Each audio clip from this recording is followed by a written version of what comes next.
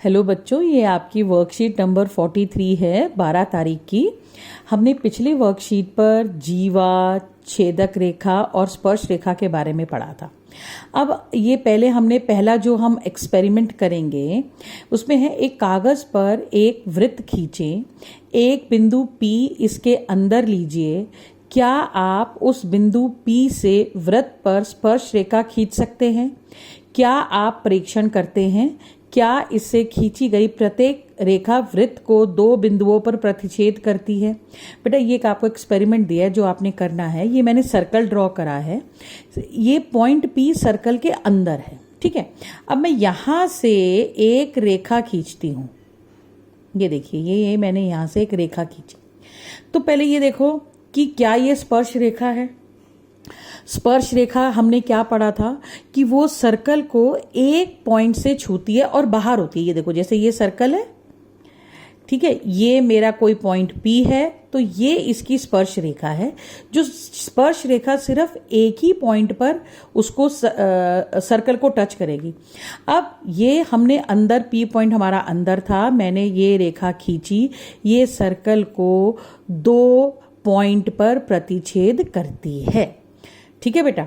हमें क्या पता चला कि अगर पॉइंट सर्कल के अंदर है और हम एक लाइन खींचते हैं तो वो सर्कल को दो पॉइंट पर टच करेगी, और दूसरा ये स्पर्श रेखा नहीं है।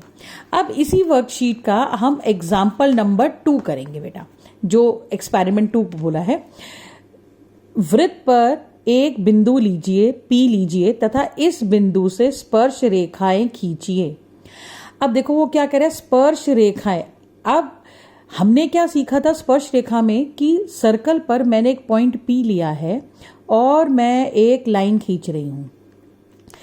इस P पॉइंट से सिर्फ एक ही रेखा खींची जाएगी, रेखाएं नहीं खींच सकती, सिर्फ एक रेखा खींची जाएगी, सिर्फ एक रेखा, ठीक है बेटा।